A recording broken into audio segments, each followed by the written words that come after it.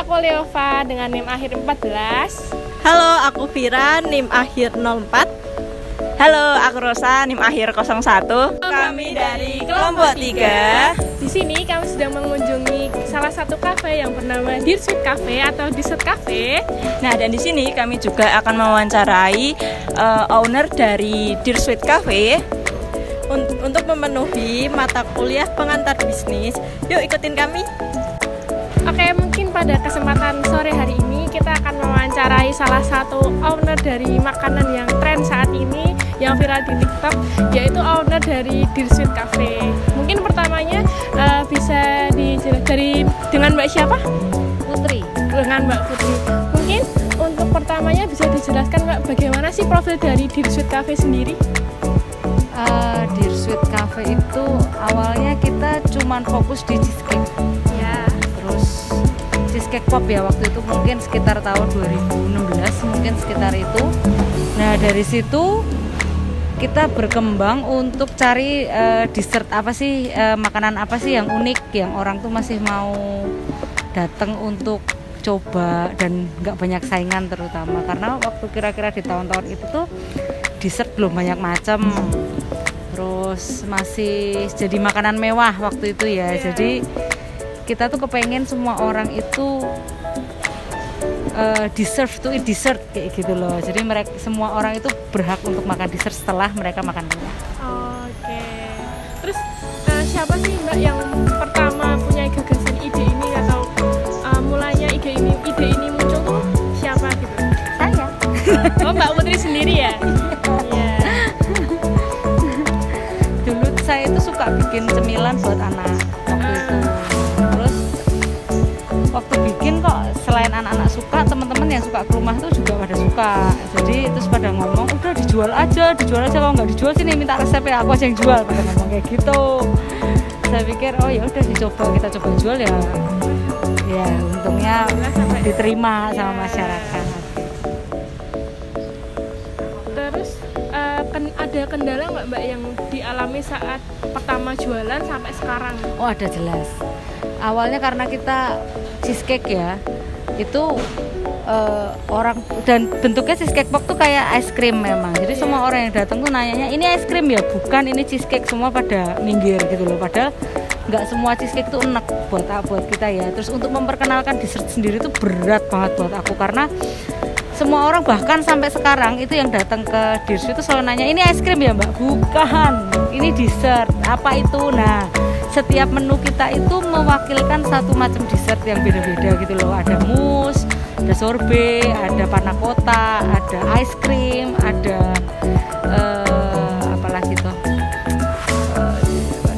Ada cheesecake no bake, ada cheesecake yang di bake. Kita tuh punya semua macam dessert gitu loh. Tapi semua orang tahunya dessert itu cuma es krim.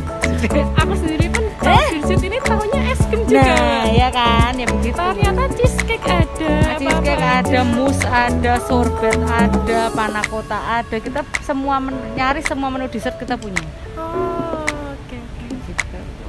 Oke, untuk pertanyaan selanjutnya, keunggulan apa yang ada di Dear Sweet Cafe ini, Mbak Putri? Keunggulan sih mungkin lebih ke bentuk ya, karena kita kan menyajikan dessert dalam bentuk yang berbeda. Jadi kalau biasanya orang makan mousse itu di dalam gelas, kita bisa makan ini dalam bentuk anjing. Oh gitu. ya. Terus kalau orang makan sorbet itu biasanya di cangkir atau di apa, kita bisa makan dalam bentuk beruang, gitu, ice cream juga segala macam. Lucu, jadi nggak cuma memanjakan mulut tapi juga mata.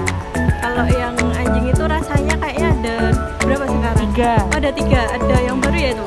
Kalau Sleepy Dog itu dulu awalnya cuma 1, memang cuma dark coklat, tapi sekarang kita ada 3, dari milk coklat, dark coklat, sama salted caramel. Oke. Baik, untuk selanjutnya itu apa tantangan yang pernah dialami oleh usaha Dear Sweet Cafe ini? Pertama, jelas tantangan mengenalkan dessert ke orang. Maksudnya ya itu tadi kayak aku tadi udah bilang, semua orang tuh ngira ini ice cream kayak gitu, padahal kita bukan ice cream. Banyak ada yang ice cream, tapi menu yang lain juga banyak gitu loh. Terus tantangan kedua tuh cuaca. Kita itu selalu ribut sama cuaca.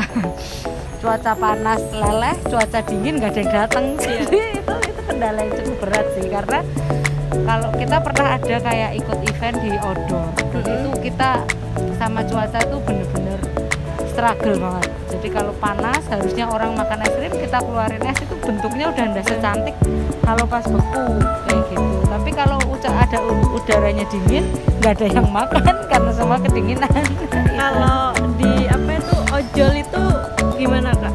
Ojol kalau setiap kali ada yang japri untuk dikirim ojol, aku selalu ngomong untuk pengiriman better sore, jangan siang karena siang panas. Jadi kita nggak asal orang yang penting beli, enggak, aku selalu ngomong sorean aja ya Kak, waktu mataharinya udah sembunyi nanti kita kirim karena lebih awet. Oke. Terus untuk yang selanjutnya, bagaimana cara memanajemen keuangan usaha ini? Nah itu juga saya masih belum tahu itu. Itu caranya ya seperti biasa sih, lebih kayak pendataan administrasi ya, barang keluar, barang masuk, barang terpakai, waste product segala macam itu kita hitungin gitu ya. Itu pakai poslet gitu? Pakai POS. Pakai muka atau? Saya pakai kasir namanya. Oh, kasir. Nah. Oke. Oke, selanjutnya saya juga mau tanya di sini bagaimana cara memasarkan produk dari usaha ini? Kita kalau untuk pemasaran tuh kayak apa, marketing ya? Iya, marketingnya bagaimana? Pertama kita lewat sosmed, jelas kita undang influencer, terus kita kasih free ke orang-orang. Biasanya tuh ada yang kontak kayak kita dari ini nih akun ini di luar kota mau ke Jogja, boleh nggak disupport kayak gitu. Biasa oh ya nggak apa-apa. Terus ada lagi kita ikut event-event di mana Dirsuit itu bisa dilihat banyak orang. Nah, itu sih cara kita. Oh, oke. Selanjutnya mungkin ada pertanyaan selanjutnya itu ada bagaimana proses produksi dari usaha ini? Produksi kita ada tempat sendiri untuk produksi. Jadi untuk semua jualan produk kita produksi di satu tempat, dicetak, dibekukan lagi beberapa kali untuk bisa dibawa ke outlet. Tapi setelah di outlet nanti kita bekukan lagi baru dijual ke customer kayak gitu. Oke.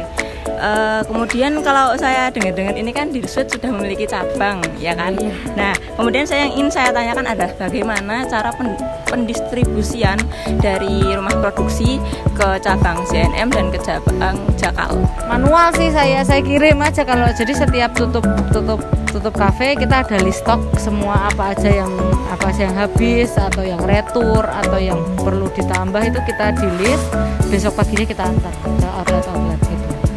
Berarti itu nganternya tadi manual? Iya saya. Manual. Naik mobil. Naik mobil langsung. Iya. Oh iya.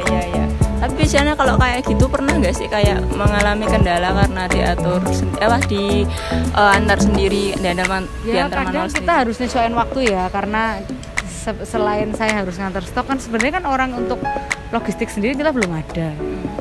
Karena saya masih sendiri jadi waktunya tergantung saya. Kadang pas harus nyemput anak harus ke sana itu agak ribet sih. Jadi biasanya ya kendalanya paling di waktu gitu aja sih. Baik. Kalau begitu udah ternyata sudah ya habis. Terima kasih.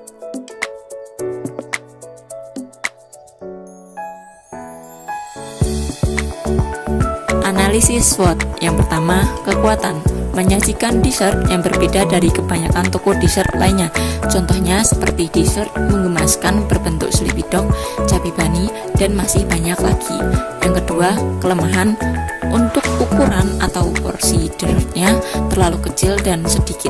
Kemudian harganya kurang affordable atau terjangkau untuk konsumen menengah ke bawah. Yang ketiga, peluang.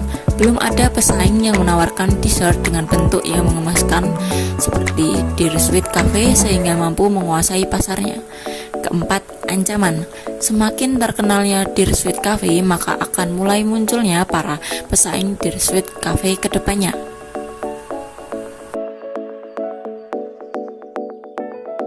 Analisis sumber daya manusia atau SDM. Dirsuit Cafe sejauh ini memiliki 12 karyawan. Dirsuit Cafe juga menerima karyawan part-time untuk di store dan karyawan full-time untuk di bagian produksi. Karyawan di store ini sangat ramah, berpenampilan baik dan bersih, berkomunikasi dengan baik, dan pelayanannya juga sangat baik. Cara kita sore hari ini dapat ditarik kesimpulan bahwa Dear Sweet Cafe sendiri merupakan salah satu kafe yang menyediakan berbagai macam dessert, mulai dari panna cotta, mousse, dan cheesecake. Usaha ini didirikan oleh Mbak Putri sebagai ownernya dan sekarang sudah mempunyai 2 cabang, yaitu yang pusatnya ada di Jalan Kaliurang, yang kedua ini ada di JNM Blok.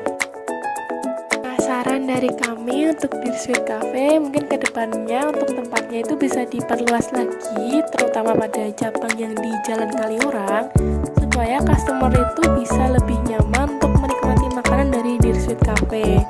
Nah, untuk yang kedua, mungkin sarannya harga dari Dear Sweet Cafe untuk dessertnya itu mungkin dibuat lebih terjangkau, karena mungkin untuk harga yang saat ini itu masih kurang terjangkau untuk masyarakat kalangan menengah atau menengah ke bawah, terutama pada mahasiswa.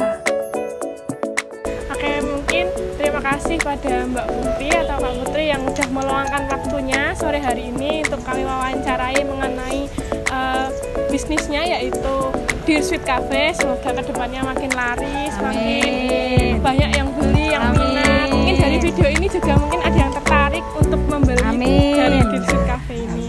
Terima kasih Mbak Putri. Sama-sama.